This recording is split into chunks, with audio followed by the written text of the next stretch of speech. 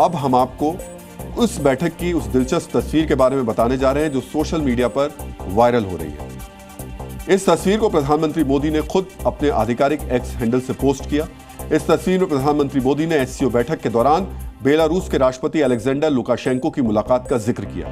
तस्वीर के साथ लिखा गया है कि बेलारूस और भारत के संबंधों को आगे बढ़ाने पर बातचीत हुई, लेकिन सोशल मीडिया पर इस तस्वीर को गौ प्रेमियों की तरह परिभाषित किया जा रहा है। लोग कह रहे हैं दुनिया के दो बड़े गौ प्रेमी एक दूसरे से मिल रहे हैं। बेलारूस के राष्ट्रपति लुकाशेंको को गौ प्रेमी क्यों कहा जा रहा है, ये समझने के लिए आपको बेलारूस में लुकाशेंको के कुछ बड़े फैसले जरूर देखने और समझने चाहिए। 2023 में लुकाशेंको ने एक आदेश पारित किया था जिसमें पशुपालन विभाग से जुड़े सभी अफसरों को हिदायत दी गई थी कि देश में एक भी बछड़े की प्रसव के दौरान मौत नहीं होनी चाहिए।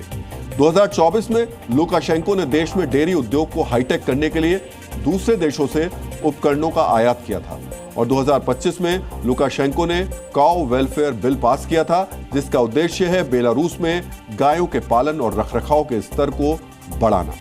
2019 में लुकाशेंको का एक वीडियो भी वायरल हुआ था जिसमें लुकाशेंको अचानक एक डेयरी फार्म के निरीक्षण के लिए पहुंच गए थे और फार्म में गायों की हालत देखकर वो इतने नाराज हो गए थे कि जिले के पशुपालन विभाग में कार्यरत सभी बड़े अधिकारियों को सस्पेंड कर दिया था।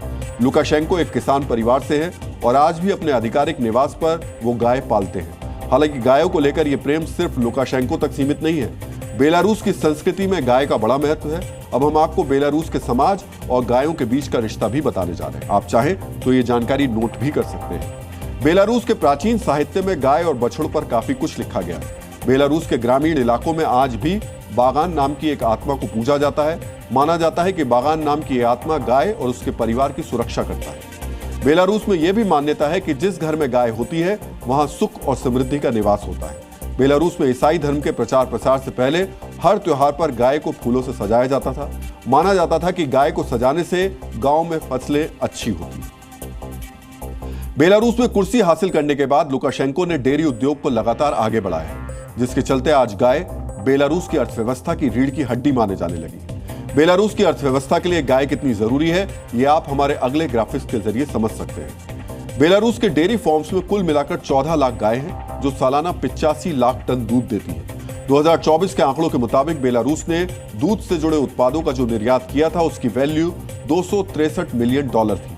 इसी वजह से बेलारूस में गाय पालने या डेयरी फार्म लगाने पर सरकार 20 से 30% सब्सिडी देती है और गो पालन करने वाले किसानों के कर्ज तक माफ कर दिए जाते हैं। बेलारूस में तकरीबन 7% रोजगार डेयरी फार्म्स यानी गो पालन से पैदा होता है। इन दिलचस्प जानकारियों से आपको पता चल गया होगा कि सिर्फ भारत में ही नहीं, दुनिया के कुछ और देशों में भी गाय का बड़ा महत्व है।